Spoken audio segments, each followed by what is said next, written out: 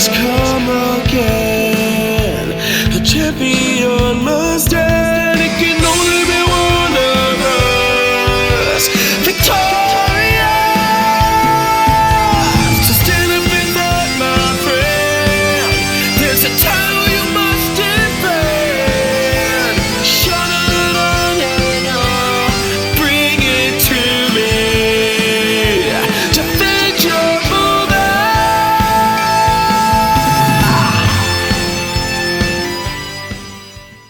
Yes, the time has come again, like the song says. Hello there. Hello there, Dimwit Nation. I am one of your hosts of the DYM podcast. I'm Sean Donnelly. I'm Dutch. You know me. I'm joined here by the very furry, the very fuckable Andrew Cool Breeze Fiore. I'll take yes, it's my full name. Andrew Joseph Cool Breeze Fiore. That song is so great. People go, you changed everything else up. We go, why didn't you change the song? It's too fun. It's too good of a song. It's such a great song. It's fantastic. I'm singing it the rest of the day. I'm walking around going, bring it to me. I'm doing my laundry, singing it. It's great.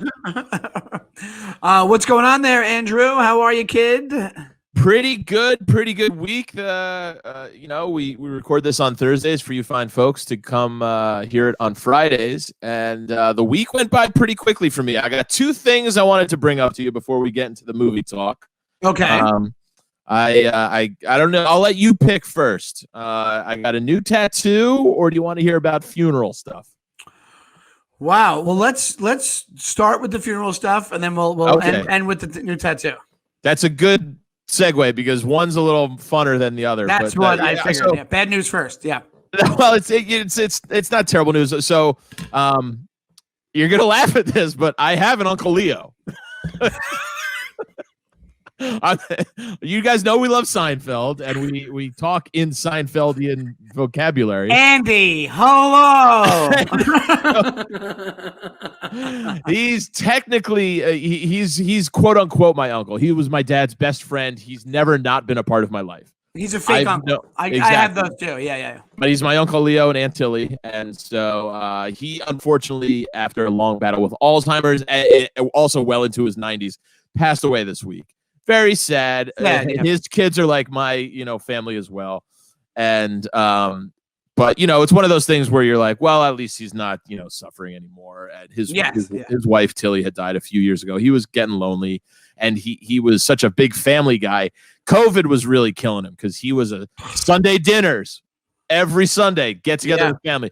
And so he was living in a assisted living home, and it just got to be really rough. So it's one of those where you're like, well, at least he's not suffering anymore. Yeah. But I got to thinking because when you talk about your Uncle Leo so much, it becomes second nature, and sometimes you don't even think of the Seinfeld stuff until I saw my little sister, and we are driving to the service in New Jersey together. She goes, I text her, I go, hey, you want to I go to Uncle Leo's service? You want to share? You want me to drive you? She goes, hello. She gave me the hello. She asked your Uncle Leo? Question mark. So we were having fun. I didn't even know your sister was a fan. Oh yeah, she takes on a lot of the stuff that I take on. That I'm passionate about. Okay. Movies. So we were having fun with that the whole ride out there. But then it got me thinking. I have an Uncle Leo and I have a Seinfeld aunt. I had an Aunt Sylvia. And Jerry, if you remember, it's not a character at all, but there's the one line Jerry goes, I feel like I'm talking to my Aunt Sylvia here. Yeah. I had an Aunt Sylvia. Me and Seinfeld had Uncle Leo and Aunt Sylvia. The stars have crossed for the Fiore family and the Seinfeld TV show. Yeah. So we were having fun talking about that on the way to the service. And I wanted to talk to you about the service because you grew up a nice Catholic boy. I sure did. I was an altar boy twice, officially altar boy twice. And it's always such a, I think it's Mike Birbiglia's joke. I don't know whose the joke it is, but it's a very funny joke. Maybe it's Gaffigan, where he goes, so I was a Catholic. I was an altar boy. I know what you're thinking. The answer is no. I wish I knew whose joke that was, but it's one of those Catholics. It might have been Birbiglia. It sounds like it's so funny because they're different comics, but it could be either one. Right. You know. So we're at the funeral service now. Unfortunately, we've all had to deal with this kind of stuff in our life, and you Catholics out there know that. When it's a Catholic mass and the funeral rites, they have a little different thing. And in COVID times, it's obviously now it was very small. It was distance, but it was a service at the funeral home to, kind of go under the guidelines of the COVID regulations. You couldn't do like a big church thing. So everything was done in one space. And they brought in this priest from, I guess, the local parish or whatever. Shawnee, I got to tell you, between comedians and just any live performances more, I have not hated a guy like that bad, huh? This guy is up there doing 45 minutes. He thinks he's a headliner, dude.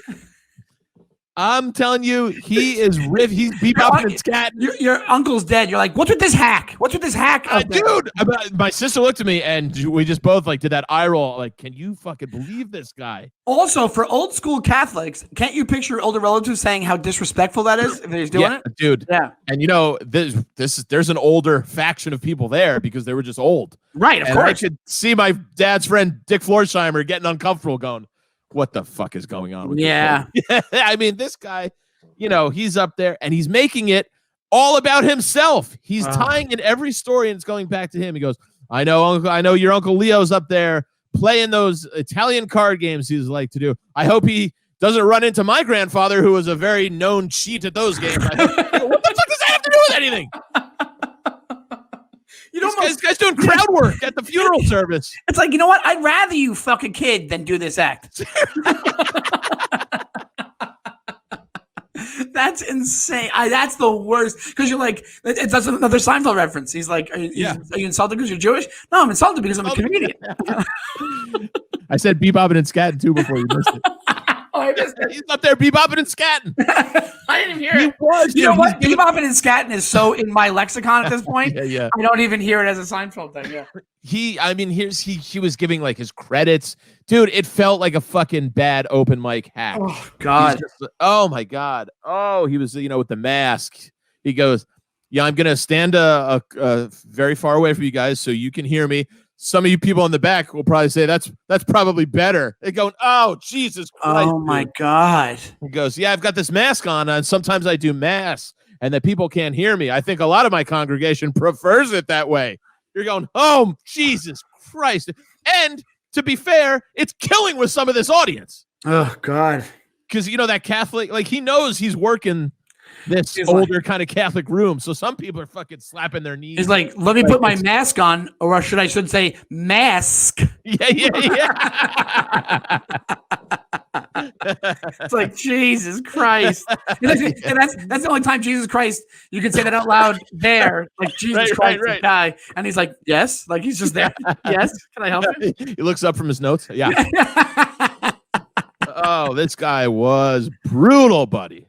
Oh, but did you saw some of the congregation squirming while he's doing this? I saw some of the older people I'm telling you, I looked at my watch 4 times. Going, how much? I literally wanted to. I wish I knew the comic was with me because I want to go. Somebody's got to light this fucking guy. So was the service like an hour and a half? I mean, it was probably 40 minutes. Okay, that's like normal, but you know what it is? That's not normal, Shawnee, because it wasn't like a normal mass. Exactly. This wasn't a normal mass. This was just him talking and then 3 people giving the eulogy. A normal mass would be, you go up, you get communion, you do this, you go through emotions. That's what I'm talking about. It wasn't a normal mass, and we still had that duration. You should have been out of there in 20 minutes. Seriously, we should have been out of there in 15 flat. And this guy's trying out his open mic night material on this congregation. Oh, my God. But to be honest, and I don't want to sound like a square here, and I'm all for being funny all the time. Like, I'm fine with that. 100%. I can take a joke all the time. I think everything should be joked about. Same. But if you have to read the fucking room, like, it's like these people are 90. How old was the priest? Was he like older priest? No, he was like, I would have to say early 60s. Okay, all right, Young yeah. enough, he had like, he was energetic. He was very well spoken and had like a nice flow. You could tell that he likes the performance of it. Yes, absolutely. You know what I mean? Yeah. Like this is his stage, this is his spotlight, and he loves the adoration. And also, like, talk about a line drive. It's like, yeah, you have to laugh because you're a holy man. How about, why don't you really do it? Be a real man and go try an open mic in the middle of Fifth Avenue and 32nd Street, at a taco place.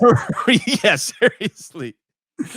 He's getting sympathy laughs. He's getting break the ice laughs. It's a sad time, so I'm gonna ruffle the feathers a little bit just to make everybody not feel uncomfortable anymore because it's a sad time. And I'll tell you right now, I'm not even a priest, and I'll tell you there should be 2 break the ice laughs during any one of those things, and then you get into the pomp and circumstance of the procedure. 100%. This guy, I was looking for the MC and the feature to come on before him. This guy, you should have done from the back. Get him the light. He's giving I see the light a whole new meaning. That means get off, asshole. It's like I walk. You're not getting called to heaven. After that act, I wish I could walk into the light. Let's be honest. I almost walked into traffic. Holy shit. You're like, there's going to be 2 funerals by the time this freaking thing's over. Yeah. Oh my God. That's crazy. Brutal. Yeah. Oh, that's the worst, dude. So then, but did anybody, it's one of those things, don't you love those situations where something like this happens and you know that you and your sister were on the same wavelength, but then it ends and you're dying to know if everybody else is on the same way. Like you're looking around like, who can I talk shit about this with? I couldn't because my mom is too into the mass. My mom is now getting competitive. My mom now, she likes to be the first one to answer the call and responses to prove that she knows exactly what to say when during the mass. Everybody's watching. All right, mom Marianne. Not a competition. She knows when to kneel and when not to in the mass. Oh, she's got that thing down 10 seconds before everybody else. All right, relax. That's like my mom. Same thing. Same exact thing. I couldn't badmouth the priest to her. I had my younger sister, and then everybody else was kind of older or family. But as soon as me and my sister got in the car, we went to get lunch. We went, Jesus Christ, how about that fucking asshole? But to be honest, like he's coming, like didn't he not do his job if he's coming from a selfish place like that? Shouldn't he be about the person who he's talking about? Like, shouldn't there be 100%? I think so. He went up and finally did his thing, and then they had the 3 children gave eulogies or stories afterwards. So, but then we all went over to the cemetery for the burial, and it was my Uncle Leo was in the Air Force during the Korean War, so he had a military service. And that taps hits and poof, people that lose it. Really sobers you up right there. Right, of course. Not that I was drunk at the funeral. Yeah. When you're Irish, it's Danny Boy. They play Danny Boy and everybody. Yeah, that tap. So I was luckily he didn't have an encore presentation over there. Yeah, that's great. You could tell he didn't like that somebody was speaking after him. Oh God, he wanted to be the closer. Yeah, he's like Michael Scott when Phyllis gets married. He goes, "Yeah, I was couple, Mr. and Mrs." I was just thinking that. I was thinking that exact thing. Yeah, it's just Michael Scott. Yeah. If Michael Scott was a priest, that's what it would be. That's exactly what it was, dude. So unfortunately, play it again, Uncle Leo. We'll miss you, but he's not suffering any longer. It's great when they have him in the office when they do have him do those things where it's like, or when they have that one where Dwight has to give the speech and then they brings everybody in the conference room and he comes out and he goes, "Good morning, Vietnam," and they go, exactly. They just groan. Like it'd be great if the whole church just started groaning the minute this guy started his jokes. Oh my God. Yeah. And I'm thinking the whole time going, is it me? Am I just a cynical comic or am I an asshole? But then my sister's like, this guy fucking's brutal. Yeah, no, there's reality. And then there's like being in the comic world of like, all right, I'm just a little dark for the room or something. Yeah. There's what's right. And then there's what's right. And never the twain shall meet. You got it? Irishman? No, what is it? No. There's what's right. I'll say it in a little southern. Pacino saying it? No. You're far off. No, what is it? I don't know it. Raising Arizona. Now, honey, there's what's right and what's right, and never the twain shall meet. Oh, I would never have gotten that. It ties into last week too, but last night I'm asleep. I'm often I'm sawing logs, and I have this weird dream that we're like down in a beach area, you, me, Norman, and List, and you shaved your beard. And you came out, you're like, guys, I'm going to do the show with no beard tonight. And you looked great. And we were all loving it. And we were like renting, but it was like a vacation. And I don't really know. That was really the majority of the dream. And then we just drove back to New York, and that was all. But did any of us catch lobsters illegally in the ocean? I don't think yet. I think Blitz did, and then Norman turned him in to the cops. Was there a breathtaking baby on this trip? That's some fugly baby. But I have to start this off because I almost texted you this last week, and I am embarrassed for myself over this. As you know, last week we talked about my Uncle Leo, his funeral we were going to. You know, we record these things on a Thursday. And the next day, I was just thinking about the episode and listening to the social media clips that our buddy Hoss sends us, who works with the LaughButton. He's great. He cuts all their stuff up, and he's fantastic. Yeah, he's great. And it got me to thinking about the show, and I was just thinking about my Uncle Leo, and then I get a text from his son just saying, hey, thanks so much for coming out. Our families have always been so close. Over the years. Is my dad's best friend, my Uncle Leo. You know, he's not necessarily my Uncle Leo. Yeah. Do you know where I'm going with this? Can you guess? The son said something about the clip? No. I was so worried the son got upset. No. This is great. For whatever reason, I had a mental block in my head. My Uncle Leo's son's name is fucking Jeffrey. I swear to God on my dead father's grave, my Uncle Leo's son's name is Jeffrey. So that's your cousin. So that's your cousin. I could not believe it, but I have an Uncle Leo whose son's name is Jeffrey. If there's Uncle Leo on Seinfeld with a son named Jeffrey, how did that not come out last week? I'm embarrassed. I did not put this together sooner. I almost texted you right there on the spot, but I wanted to save it for the pod. Oh my God. I texted my little sister immediately. I went, hey, how fucking retarded are we? We've never made this connection before. I mean, I got an Aunt Sylvia, an Uncle Leo, and a cousin Jeffrey for all intents and purposes. Isn't that bizarre and crazy? You're living in the Seinfeld universe, dude. I think I might be in a Seinfeld sim. What character would be closest to you in the Seinfeld? Putty? Would you be a Putty? You're built like a Putty. You're built like a Putty. He's a Devils fan, though. I'm a big Rangers fan. That's true. That's true. Yeah, but it's still hockey. Yeah, still hockey. I'd probably Putty. I'm a big doofus, you know? No, I'm not saying that. I'm saying you're a big guy. That's a Putty type thing, you know? Yeah. It's tough, man. I don't know. What about you? Most people would say, yeah, fuck you. Fuck you, bearded Newman. He Newman. He Newman broke up with her. I've looked into his eyes. He's pure evil. He's pure evil. Wow, that's amazing, dude. You were closer. You were closer than you ever even realized. I've been holding on to that one for 7 days, and it's been killing me. I've been crawling out of my skin with that one. But it just let me down. So I had to do this college show, the Zoom show last night for this Canadian college, Bishop University. Sweet kids, the Gators. A bunch of sweet kids. They're very nice people up there in Canada. Yeah, they're called the Gators, not like the cousin of the crocodile Gators. It's literally like Gaiter, like the neck gaiters we've been wearing in pandemic.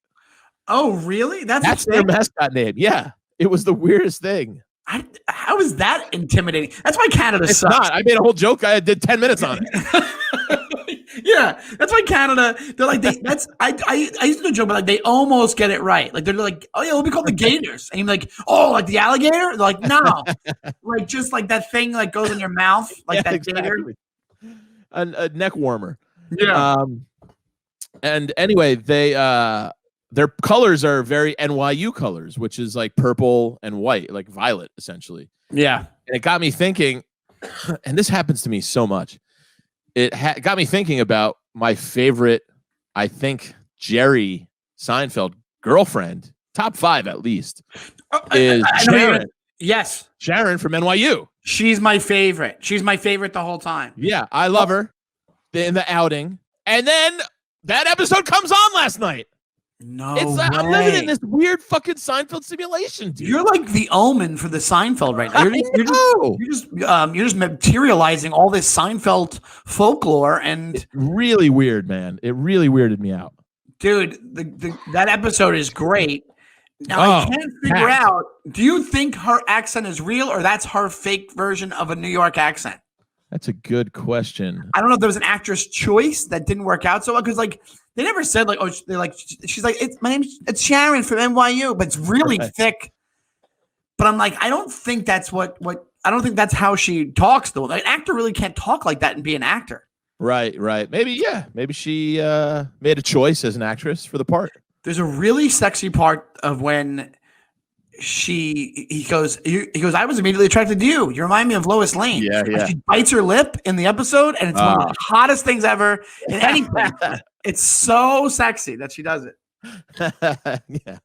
I'm gonna have a cousin Sharon next time I go home. My mom's gonna be showing me photos. Yeah, a lost cousin Sharon who writes, who's a journalist. Yeah. Just a whole bunch of weird Seinfeld coincidences going on in my life. But I can't believe my Uncle Leo and Jeffrey. I'm not making that up. I swear to God, I wouldn't lie to you fellas or you fine people out there listening. Dimwit Nation, I wouldn't do that. It's 100% true. And I was just itching to tell you guys. I couldn't fucking wait to tell it. But oh my God, that's funny, dude. That's fucking great. Yeah. You know, apparently Norman was telling me about a lost episode of Seinfeld that they posted online. An episode they purposely didn't release because it wasn't funny. Really? And then years later, it got released. I haven't seen it yet, but he's like, it's almost not worth watching. It's not good. But I'm like, I can't imagine not watching it. Of course. You know, I gotta watch it at some point. I would love to see that. And maybe I would love to see why. Link. Absolutely, why they held it back because it was bad. Wait, is that it? What is that right there? Oh, Bishop. Oh, that's the college. Also, that's what it is. Why do they? What is that? Yeah, is that they were telling me that's the actual. A neck gaiter is the ones that we've been wearing, in pandemic times. An actual gaiter is that like foot covering thing that you see from like colonial times. Thank you, Mush. Thanks. Yeah, apparently, bishops would wear them all the time, and so. Okay. Yeah. Leave it to Canada to name your ferocious team after a clothing item. Dude, I'm telling you, I riffed on it for 48 minutes. The Saskatchewan Ascots. the Montreal Braziers. Yeah. Fucking annoying. The Newfoundland shoelaces. The Newfoundland puffy shirts. Yeah. Which would make sense. Dude, you are so in tune with the Seinfeld universe. I'm so excited for you. Out. So you had that dream, would you wake up like, oh my God, it was like one of those like vivid dreams? It was super vivid. It was one of those ones that felt like it was a long time. Like we were, I'm not going to bore everybody with all the details of my dreams, but it just felt like, one of those dreams where you have a full day of doing stuff. Yes. And then you wake up. I don't have too many of those, to be honest. I've been having them pretty vividly a lot lately. Did you eat cheese before you went to bed? Did I eat any cheese before I went to bed? No, I ate some brownie brittle. Which is so goddamn good. Cheese. I heard cheese. That's old school. I was talking about old school yesterday too. This is a fucking weird. That's so weird. Cheese. Supposedly they say the cultures in cheese, it's like they're aged or they're whatever you call it. It's fermented, so it messes with the chemicals in your brain and it makes you have like really vivid, weird dreams. Supposedly. I don't think I had cheese at all yesterday. I had some salad and chicken for dinner, and then I had a little brownie brittle snack before I went to bed. What did I have for lunch? I don't remember. Oh, I had pizza for lunch. I had leftover pizza. That might have been it. See, I'm telling you, sometimes cheese just does that. Yeah, cheese, dude. It's so weird. I was texting Greg Stone yesterday, and there's this new deli that I've told you about many times. The former Andrew and Frank's Deli was our go-to place right in our neighborhood on 23rd Avenue in Queens. A lot of people like Sal, Chris, and Charlie's. This was the Geno's versus competition, Pat of the story at delis. A&F closed. The guy retired before COVID pandemic. He just goes, I just want to go spend time with my family and live my life. And we were heartbroken, as fatzos are. And one of the neighborhood restaurants has opened it up again. It's not opened yet, but here's Shawnee. They're calling it Slaps. As in, like, this place slaps, like millennial speak. Oh, I don't even know. That's how old I am. I don't even know what Slaps is. Yeah, it's like mush. Tell me, it's like, oh, that's really cool. That place slaps. Like this song slaps. Yeah, dude. yeah, it's awesome or something. Yeah, but they're calling it. Is that it, Mike? Yeah, my dad. Did my dad like vocabulary? Yes, no, the kids are saying that. Yeah. Okay, cool. Hey kids, how's the movie? Does it slap? Yeah. Well, I used to stand for this deli. That's one I have no idea what I'm talking about. Well, I know where that's from. No. Oh, it's from the Eminem song "Stan." I don't know it. Remember Stan about it's Devin Sliwa is in the, or whatever, it's not Sliwa, that's the other guy. Devin Curtis? Sawa is in the he's in the video, and he's writing a letter, and he goes, "Dear Mister, I'm too blah, please don't but I don't know. It's an old song. Oh, Stan is his name in the video, in the song, and he's like a psychotic fan, and he kills his wife and kid or his girlfriend. So if you're a big fan of something, you stand. You're a fan. Yes. So it's kind of a throwback, but they're using "stan" as a verb. Okay. Well, I stand A&F, but I do not stand Slaps. Is it bad? It's not open yet, but they started to put like graffiti paint job and this big like Porky Pig looking character. But the name alone leads me to, I'm just like, oh, Slaps Astoria. Come on, dude. I thought maybe Slaps would have been like a reference to like slapping some meat on a sandwich and serving it to you. I'd take that in a heartbeat. So as I mentioned before, I was watching Friday the 13th, Part 4, the final chapter, which we all know was not even close to the final chapter. I remember when we were younger thinking that, like, there it is. You were like, oh my God, I guess it's over. That's it. This is the best one, though, because this one feels the most, other than maybe one, this one feels like the most teen slasher horror. It's like the best one. It's maybe the most well done within that kind of corny, popcorny slasher armor. This one has young Corey Feldman. It's got, what's her name? Judy Aronson, I want to say. She is also, you might know her as one of the girlfriends from Weird Science. She's the brunette, not the blonde. Oh, yeah. Super cute. And this one, there's all sorts of teenage tits all over the map. And it's hijinks at the lake. And Weird Science, where he's named Wyatt Donnelly. That's his name. Right. Yeah. So I was watching it, and in the beginning, I'm going, where do I know this fucking guy from? Because it starts with it starts with the ending of part 3, where they find Jason's body. It was also hanging from the barn, and they see the EMTs take him away. The body gets taken to the morgue, and there's this one female EMT, and she gets that classic scare because the corpse's hand falls off the gurney and brushes her thigh. And she goes, ah! They all lose their minds because they think he's come back. And the other EMT goes, come on, what's the matter with you? Acts like a pro. Is none other than Enzo, the barber himself. Oh, my God. Uncle Enzo. That's awesome. Anthony Ponzini. I looked up his name. So Seinfeld people are just all over this week's movies on DYM podcast. And we're not done there. Oh, my God. So we get to the morgue. They drop the body off at the morgue. And if you know part 4 of the final chapter, you might not. You're not a horror guy, but I love these movies. Yeah, I don't even think I saw it. Part 4, then he kind of comes back to life in the morgue and starts causing havoc. And one of the most famous Friday the 13th kills is when Jason's got the the bone saw. It looks like a hacksaw. He grabs this one guy by his forehead, yanks his neck back, and gives him the old bone saw to the jugular. Yeah. That actor who gets it in the neck is Bruce Mahler, none other than the rabbi. Oh, really? Yes, the rabbi. Yes. So you got the EMT and the doctor in the hospital. All Seinfeld connections right there. Elaine. That guy was in a bunch of comedy Sergeant, stuff too, right? Sergeant Fackler from Police Academy. Yes. That's the same guy, Bruce Mahler. Right. That's who it is. That's how I remember. Yeah, right. Elaine. Sergeant Fackler. You don't seem yourself. You don't seem yourself. No, I'm not myself, Rabbi. He tells everybody her business. He's great. Yeah, Seinfeld people are just all over TV and movies and everything. I was just sitting there and watching. I go, within 45 seconds, you got two great alumni, two great.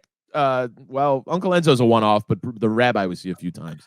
Uncle Enzo is awesome. So it was like a young Uncle Enzo. It was like super, but like immediately you go, that's Uncle Enzo right there. Yeah. You give a haircut in the apartment?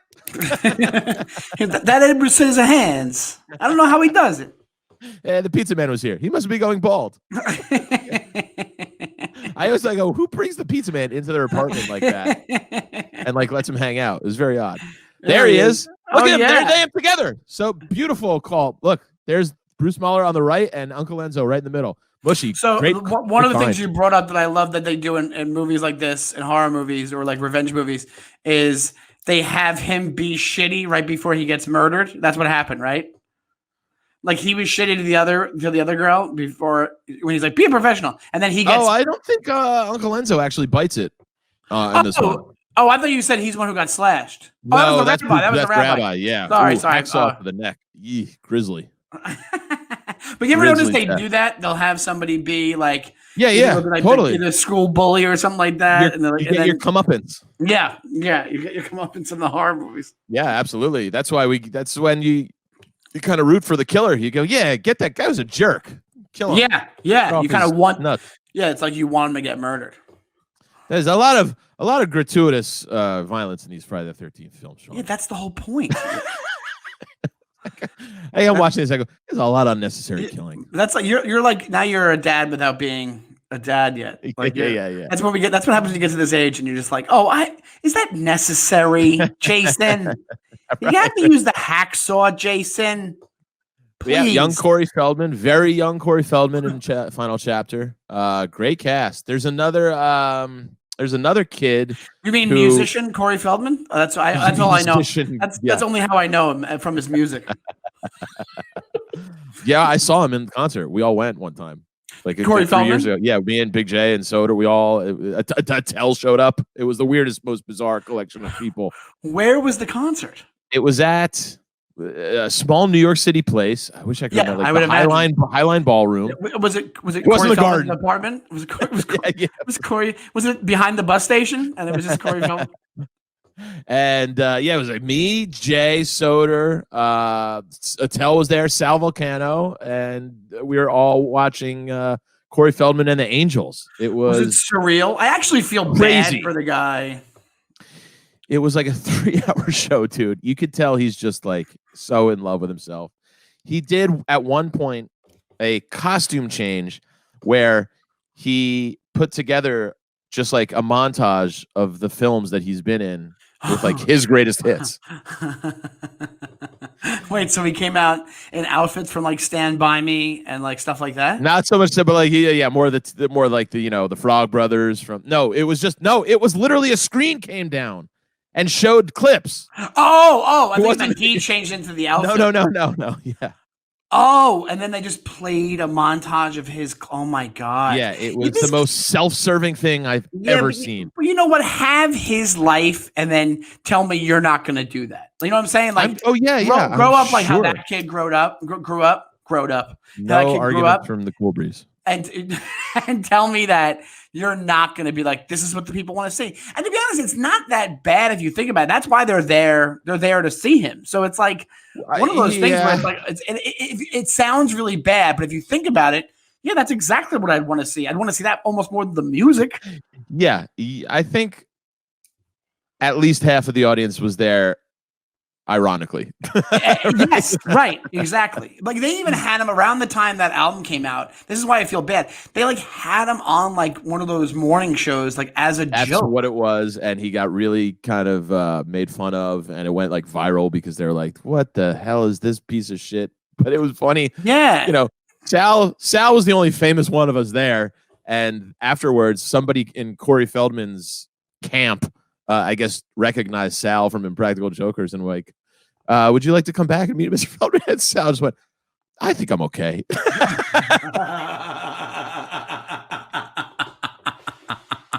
I think I'm good. That's Sal, I guess. He doesn't give a shit. I'd be like, yeah, just because of Stand By Me. I'd be like, right. I would just be like, yeah, because of Goonies and Stand By Me and like Sure. his That's a film. great career. resume. Yeah, it's great resume. But also like he was molested a ton, and he like lived in like he had a tough go of it, man. So if the fact that he's alive is like huge. Do you know what I mean? Like the amount of drugs this guy must have done in the 80s. Well, and maybe still on because he did not seem at this point might be legal. He was very manic, and you could kind of just tell, this guy's clearly not fucking right. They've gotten to his brain. What? Yeah. But talk about it, but that's not fair though. He needs to be more aware of stuff, but it's not right to have him on a morning show when you know you're goofing on him and stuff like that. Yeah, exactly. What did you say? I just thought of another good one. Let's hear it. Ben Mendelsohn is an actor I love, where I'm sure we could fit him in there. Sometime. He could be. He probably could play. He could play Buffalo Bill easily. Yeah. He could easily play Buffalo Bill, and then he also he could read for Lecter as well. Yeah, he could. I really see. It just takes me a little while to get into this game, and then I get the juices flowing. Yeah, well, I brought it up for a reason because I want to do a matchup before we end today, and we can either save it and then we can do some research and come back at it because I think we haven't done a versus in a while, me and you, or we can do it right now because I know for a fact. First off, you're going to be a lot of Dimwit Nation and you are going to be mad at me for my pick in this matchup, but it actually is a good matchup. But I know which one. I know which one you would take, and I know which one I would take, and I think you'd be mad at me for taking it. And I bring up Silence of the Lambs because the matchup I had in mind, because I was talking to Dan St. Germain earlier today, and we brought this up and we were talking about it. I go, that'd be good for the show. All right, lay it on me, Slim. Silence of the Lambs versus Zodiac. Yeah, I mean, you would take. I'm shocked you're taking Zodiac. Zodiac. I would take Zodiac. I would absolutely take. That's how much I love Zodiac. That's insane. I'm not. It's not insane. It's not insane. Do you realize this is the thing, man? This is what happens with these movies. What happens is the only reason you're thinking that is because of all the accolades that Silence of the Lambs has gotten. My top Zodiac is as good, if not better, of a movie than Silence of the Lambs. Oh, buddy. Dude, it absolutely is. It's part of the same genre. Okay, wait a minute. Hold on. A bore? You're saying you don't like Zodiac then as a movie? Not that much, no. No. You used to like Zodiac, I thought. I thought you were a fan of Zodiac. I thought we talked about it on the podcast before. It drags on. It does not drag on. It does. It's procedural and it's fucking fantastic. And there's, dude, it is not a bore, even close to a bore. The scene when he goes in that guy's basement, the scene when he approaches the guy they think is the actual killer. You're going to compare basements to Silence of the Lambs? No way, dude. It's the all-time basement scene. The way it's the mangina, you've got the pit. Oh, come on. But Silence of the Lambs is one of the greatest movies ever made. Zodiac's not even in the same ballpark. If Zodiac would have been division, I'll tell you, if it would have been nominated for an Oscar or even won an Oscar, because of when it came out and it just didn't have the political heat on it. I'm telling you. You know how many people have said, I don't know if anybody said this. I was actually 2 hours and 42 minutes, guy. Come on. Great movie. It's a great movie. You're clocking it in nearly 3 hours. Get the hell out of here with that. It's fantastic. Now, I think because it takes it from a more realistic point of view. It takes it from a realistic cadence, they went through the actual how the investigation went down. So it's a way different way to do a serial killer movie. It's not just Fincher, man. You love Fincher. I love Fincher. I do. I can't believe you haven't seen Mank yet. Because I didn't. Last time I checked, it wasn't on Netflix. I didn't realize it was on yet. I didn't see it. Oh boy. Last time I checked, it was in the theater, so I thought it was going to be like a month. All right. Well, how do you want to do this? You want to go by cast? I mean, come on. I think you could put Ruffalo against Gyllenhaal. Come on. Gyllenhaal is the only weak spot you got in that, but it's probably okay.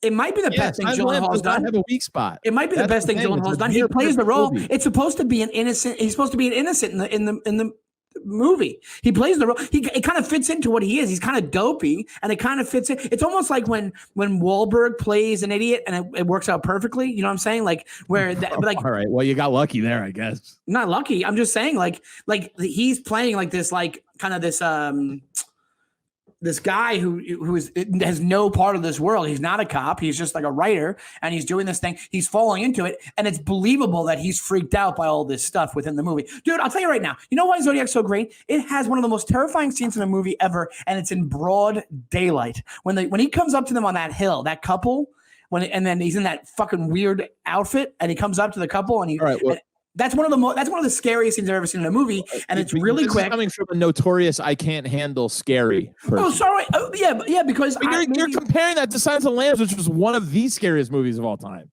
and it's a perfect fucking movie, dude. It's airtight.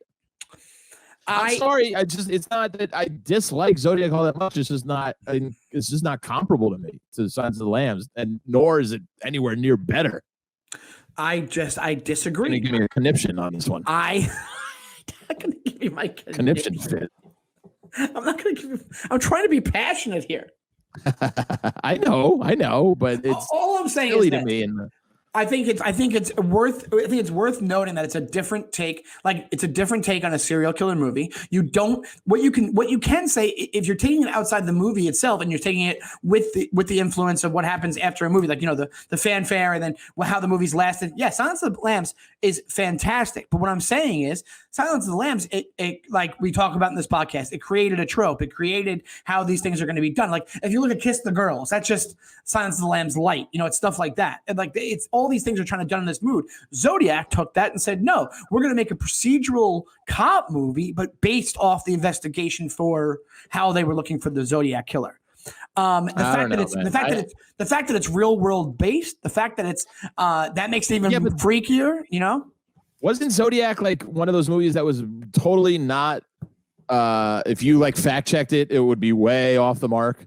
No, I don't think it was. Unless I'm wrong. I remember hearing that there was a whole bunch of falsities. No, like JFK the movie? Well, JFK, maybe not to that extent, but JFK is like riddled with nonsense. Yeah. Well, that's the thing with these things. It's like, Zodiac is going to leave you something to be desired because you don't know who the killer is still to this day when you're watching the movie. So you go, well, I know I'm not going to be satisfied at the end of this. You know what I mean? But that's kind of what I 242 for this. Come on, guy. But what it does leave you with is like that. Even that last scene leaves you feeling really creeped out. Like, even when he goes into the hardware store, the very last scene of Zodiac, and it's like he knows, but he doesn't know, and he kind of looks at the guy, and he's like, and the guy looks at him, and I think really in the investigation, the assumption is that was the guy, but they never found it out for real. And that, like, if you really think about it, that kind of helps the legacy of the movie, because it makes it like, yeah, they don't know, and he's still out there, and he could kill you. It brings the movie. Listen, I'm all for I'm all for artistic liberties, but if it's like a crime case, you can't be so blatant, I think. Mikey, is there any way you could look up factual evidence regarding Zodiac? Mike, could you Google how factual was Zodiac the movie? Thank you for filling in my stupidity. No, I know what you're saying. But can you type in the thing? I just enjoyed Zodiac. I enjoyed it more, I guess. Okay, that's fine, because obviously movies are subjective. That's why we do this whole thing. Yes, absolutely. Shout about movies. But I think you could put, your Ruffalo was gonna Robert Downey Jr. Ruffalo Bill. Ruffalo Bill. I wish we could do a Ruffalo impression. I'd be like, was she a great big fat person? I don't even know. He kind of just talks like. Hear Mark Ruffalo in my head. He's a tough one. He does have a distinct voice, but it's like hard to do. He's like, I like Ruffalo, and I'll tell you, he was a great Hulk. That was great casting. Yes. Because they didn't get it right with Norton. And wasn't there somebody else who played Incredible Hulk before Ruffalo? They really got that one right. It was Norton and then Eric Bana. Oh, Eric Bana, yeah. Which nobody paid attention. That was the Ang Lee one. That was the Ang Lee one. Nobody paid attention to that one. Yeah, and then apparently Norton took over the whole process, and then he made that other one, which was a good movie. It was good. He's not the best Hulk, but it was a good Hulk movie. That wasn't a bad Hulk movie. Yeah. And then they got rid of him. Zodiac is considered to be one of the most accurate crime movies, but it does get some things wrong. Wait, there's a button there. What'd you say? It does get certain things wrong, like he didn't work with Paul Avery. Well, that's the whole movie. Wait, is that true? That's the whole thing. Wait, he didn't work with Paul Rader? Avery and Guys Grace didn't work did work together. That's the together, whole but movie. their close collaboration on the Zodiac case is something largely invented by the film. So they worked together, Yeah. but the movie, That's the whole plot, dude. the movie basically movied it to make it into a movie. How they worked together. It was probably mostly that they were over the phone. They weren't like buddy. In person to person. Oh, that's still working together though. Well, yeah. I thought you meant like they met. They met. I thought you meant they met for lunch like once, and they're like Zodiac, and then they just walked away. Also, I'm a Gemini. All right. Shepard and Hartnell were not a romantic couple. Wow, these are huge things. Wait, who like wasn't you led with couple? one of the most accurate movies of all time, but then these two major plot holes. Yeah, I mean, and also there's one more thing. They weren't going after the Zodiac killer in 1974. Yeah, the one more thing is, they were actually just going after a totally different murderer. Let's see. The woman in the car. That part apparently isn't very accurate. Wasn't scene that never happened. Wait, wasn't very accurate or was accurate? The woman in the car, because later on, apparently that suspect was like not considered a suspect at all. But that was later on. That was during the movie. Apparently, they did think he was a suspect. So, yeah, something with the code breaker. The code breaker thing wasn't very accurate. Apparently, this list is getting pretty long. The code some of these inaccuracies have more to do with what people thought then and what was brought later. So you can make a case for that. Going back, this is what they thought at the time because it is a period piece. You can make. Or wait, what? Yeah, it's a period piece. Like the 70s. Yeah. I was gonna. Did they go back and forth? No, they did. Of course, yes. Yeah, but a lot of the things that I'm all for creative license. Fine, take some artistic liberties. Yeah. Wait, hold on. You two were just talking over each other. Mike, what you say? A lot of the things they're saying the movie gets wrong have to do with what came to light later, as opposed to the movie not saying things correctly. But the two first ones were seemed like the main ones. They weren't a romantic couple, and the way that their partnership is portrayed. Yeah. All right. Well, but whatever. And overall, they say everything else is amazingly accurate. All right. Well, there you go. Everything amazingly accurate. Amazingly accurate. Especially when compared to other movies. So. Sure. Yeah, I mean, listen, Silence of the Lambs is a complete fictional story. So right. But I'm not saying that it's not a fun movie. I'm just saying that Zodiac to me, I just like. You're right. Maybe it's also. I think if you do it director to director, Fincher is a better director than Jonathan Demme. Absolutely. I think it's very down the middle how the things are. Not that he didn't do a great job, but I think editing works out better for Silence of the Lambs than actual. You look at Fincher's movies, man. It's like he lights them so cool. He's almost like he has a Cohen thing going on where it's like just the look, just the lighting and the look of it can really. And I said this before, I know, and I'm repeating myself, but just the look of it, you can be like, that's Fincher, that's cool. And also they do a really good job of that in Zodiac. They make it they light it to make it look like it's a period piece. Yeah, exactly. I'll give you a filmography to Fincher. Absolutely. That's what I'm saying. Demme is not. He's kind of all over the map. Like, Demme did a lot of just straight Philadelphia. Demme's good at like dramas and whatever. He's just doing whatever. He's like a working director, Demme. Fincher is an artiste, an auteur, if you will. My favorite music concert film, though. Stop Making Sense. Jonathan Demme. Yeah. Well, there you go. That works. Psycho Killer. Qu'est-ce que c'est? Qu'est-ce que c'est? I did watch one quick little thing last night called Marauders. It was number 5 in Netflix on movies yesterday. I'd never heard of it. Apparently, it was a 2017 piece of shit from Stephen C. Miller. And it's a bank heist movie starring Bruce Willis and who's Christopher Meloni in a role. Christopher Meloni? Yeah. Shed the skin of Stabler for once. Do they play brothers in the movie? They don't, but they could have. They should have. Play FBI special agent Christopher Meloni in a role he was really born to play, is kind of going after these very precise bank robbers. And they figure out it's kind of maybe connected to this Army Ranger unit because they're really, swift and really precise with their actions during the robberies. and not that great. But if you're looking for like an hour and a half of fun of just like Willis and Maloney, Adrian Grenier from Entourage makes an appearance. He's back. He's back, baby. And there's a few little twists and turns where you go, it's got to be this guy, and then you go, oh, maybe it's this guy. Oh, okay. Don't tell me. I'll watch this because I like this kind of stuff. It was kind of crappy. I kind of watched it with my phone out the whole time, but yeah, it was okay. Best.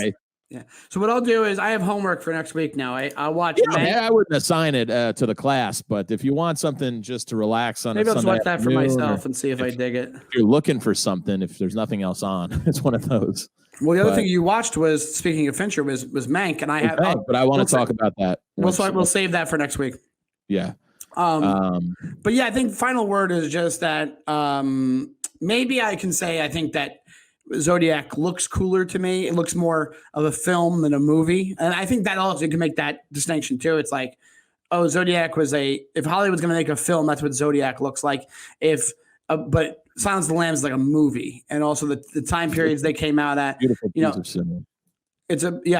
Zodiac is like, I think things got darker. I think as time goes on, things become more real life. We talked about that before. It was like, as humanity has gotten darker as a whole, like you go from Outbreak in the 90s with Dustin Hoffman to Contagion with Matt Damon, where you're like, oh shit, this is going to happen in 10 years, 8 years. My friend, Matt Damon. What'd you say? My friend, Matt Damon. All right, Andy. My dinner friend. All right, every time with this fucking guy. I say shared a meal together.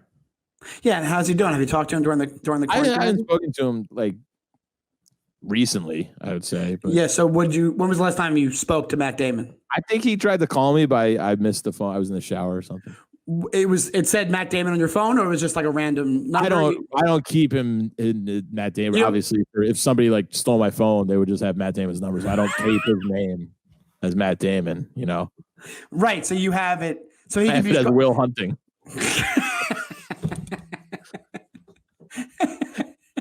I had dinner with the guy once. That's all. You did not have dinner with him. You were I did. You were sitting at the same table that you both happened to be eating at. It wasn't. Well, the way you make it sound is like that. He called you up and was like, "Hey, Andy, you want to go to dinner?" Of course not. I missed you. It's going to be Damon and Fiore going forward. No more Damon and Affleck. In my mind. Well, the thing is, every time I'm very jealous that you got to eat a meal with Matt. Matt Damon's so cool. Like you can't. Sweetheart of a guy. You're such a dick. I'm not being a dick. He was very nice. I actually talked to his wife more than him, to be honest. His gorgeous wife. Yeah, she is super gorgeous. I think she's like Italian or she's Spanish or something, right? She's something. Spain. Who the heck knows? She, Matt Damon and Andy Fiore. He's going to be the new Dutch. He's going to take over the role as Dutch on this podcast. Oh, yeah. A couple of phone calls, a couple of more missed numbers from random numbers that say Will Hunting on your phone. But you know what he did? You're like, I got a call from him. But what Andy doesn't tell you, he changed all of his contacts to Matt Damon. Yeah, it was really my stupid friend Chris. So if you change somebody's number and put Matt Damon, Dutch is hard to rhyme with. What'd you say? Dutch is very hard to rhyme with. I came up with clutch and then transitioned to butch, and then I was out of options there. Yeah, that's about it, I think. A butch, clutch, Dutch. That's what it wasn't clutch. Clutch was like a word. Wasn't clutch like a word for cool for a while or something like that? Oh, yeah, absolutely. Oh, dude. In sports, it's a good thing when a guy's clutch. It means he comes up in a big moment. Yeah, like in the clutch. Like he has you in the clutch. Yeah, so I guess that could be used in cool kid vernacular. Yeah, that dude's clutch, man. He's always got weed on him. He's clutch, Yeah, right. He gets his weed in a clutch. It's fantastic. Right. Absolutely. Nice to see your smiling, beautiful face. Oh, it's good to see you, my friend. I see once again we have a fantastic new nickname for the Cool Breeze. He ceases to be the Cool Breeze. Each week he's trying to change it up. No, I'm always the Cool Breeze. Always the Cool Breeze. The Cool Breeze is consistent. It's a consistent breeze, but every week we have a new name, and this week is Options Burgers Fiore, which I didn't get. And then Andy, before we started the recording, Andy was like, Yeah, it's my rap name. Options. Only one option. Burgers. I said it like it was a known You thing. said it like it was a known thing, and I was like, no. I'm like, no, that's not it's allowed. A very inside joke of my Morristown, New Jersey homies. We would be in high school, and we'd, as all suburban white kids do, we'd start freestyling when we got drunk at house parties, you know? No, you didn't. Of course we did. How have we gone this far in the podcast and I didn't know? Because it's embarrassing, and I don't bring it up that often.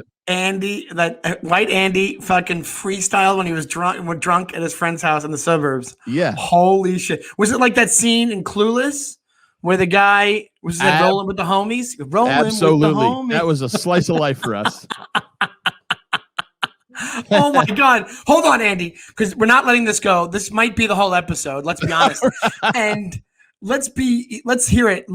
Dude, there's no way that because I'll be honest, we used to write graffiti, quote unquote, when I was a kid, right? Yeah. And I have friends that are still into it and are good at it technically. I had a graffiti name. I will tell you my graffiti name. Okay. Which isn't that embarrassing if you tell me what your rap name was. Options. Oh, it was really that was your actual rap name. Rap name, Options, and I had the catchphrase. There's only one Options. Which is not a bad catchphrase. It's not that bad, actually. That's actually Options is not that bad. It's Options. It's OPTIONS. If I wasn't, why would I brush with Chris? Options from the streets. Well, I'm from the cul-de-sac. Our house is at the dead end, and then our house kind of spans a couple. It's a very well-to-do neighborhood. It's a well-to-do neighborhood from the street. Crime rate is very low. What's the name of your street again? You grew up on? Indian Head Road. Yeah, that's streets. That street's gonna get canceled soon too. Yeah, that's gonna get canceled. Yeah, that street never worked out for that porn star name. Our street was so street it was racist.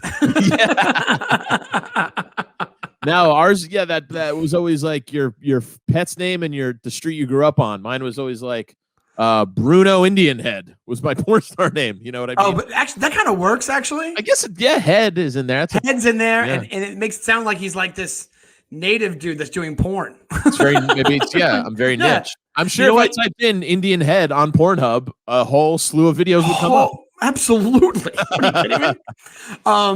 But to get back, yes, Options was my nickname. And do you know what my porn name was? Oh, what your porn name was? Oh, you know my first dog's name? Forget your dog's name. Ginger Fernwood.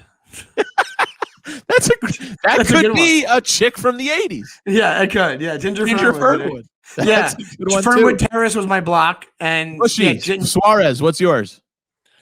Buster Palm. Buster Palm? No, it isn't.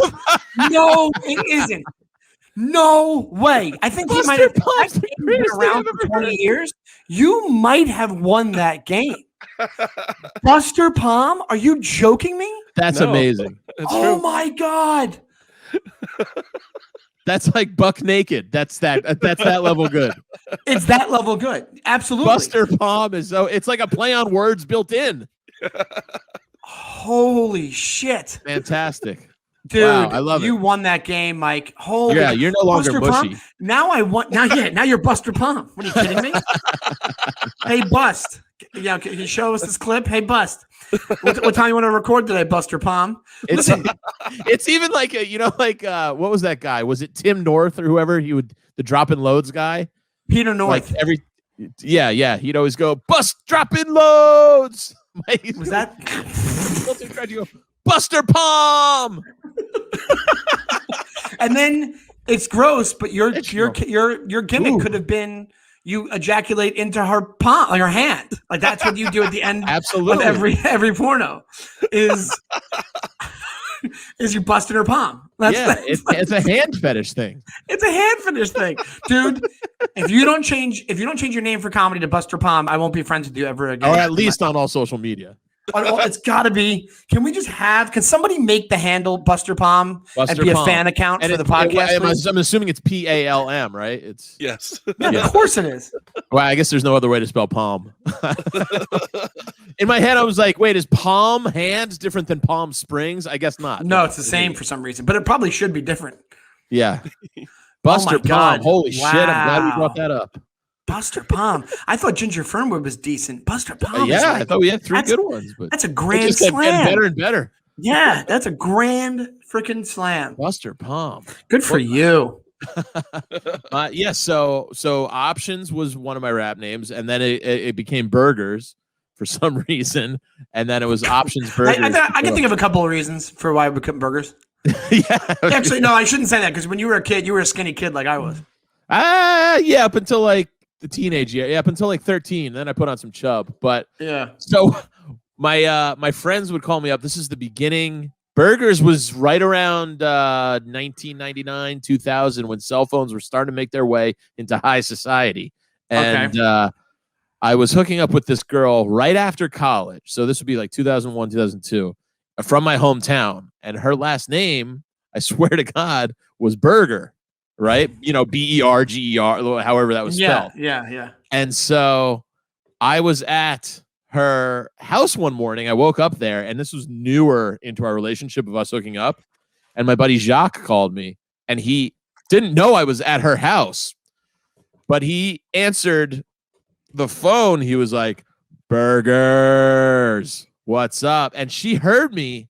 She heard Jacques be like, "Is he saying my name? Are you telling all your friends you're like already over here?" Shit, I got in trouble inadvertently because of that nickname. That's pretty funny. Yeah, that's like a Seinfeld episode type thing. Total coincidence. Yeah.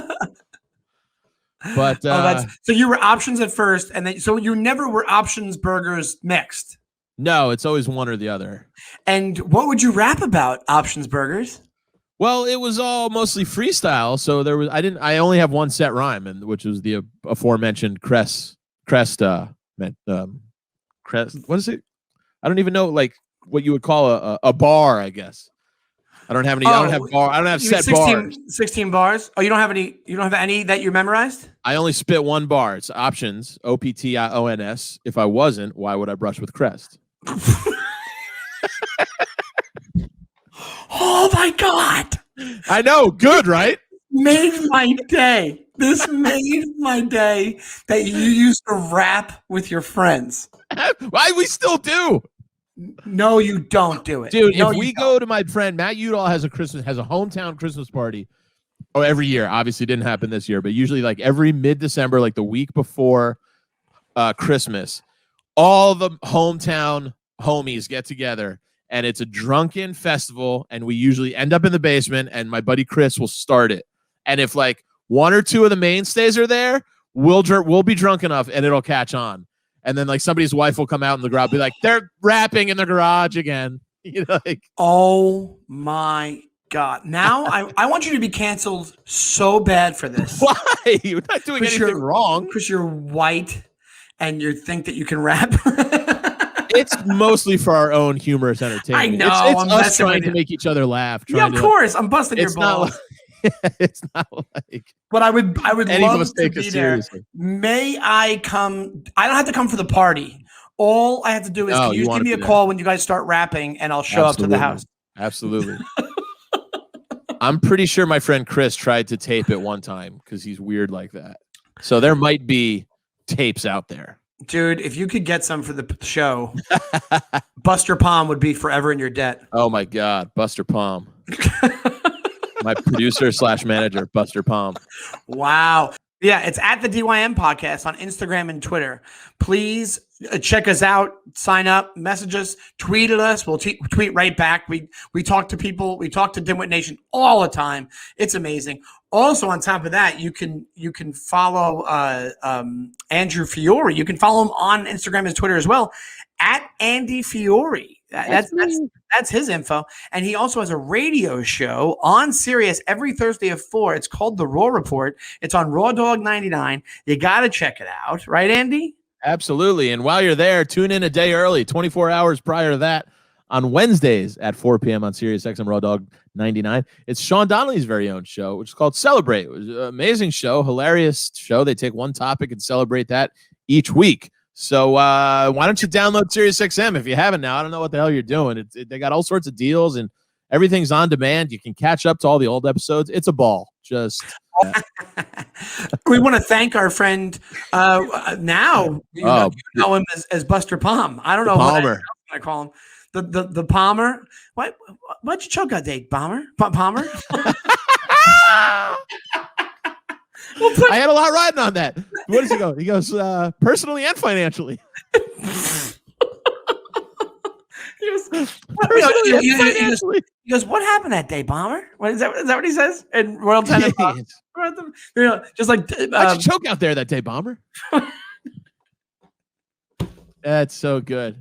Special shout out to Dimwit Dan, maybe our most loyal listener. He listens to the DYM podcast every week. And guys, if you're in New York City, go support his bar, 11th Street Bar. It's a wonderful, great bar. They're open and doing all safe COVID stuff. And these small businesses need our help, guys, because the government sure isn't doing anything. So support Dimwit Nation.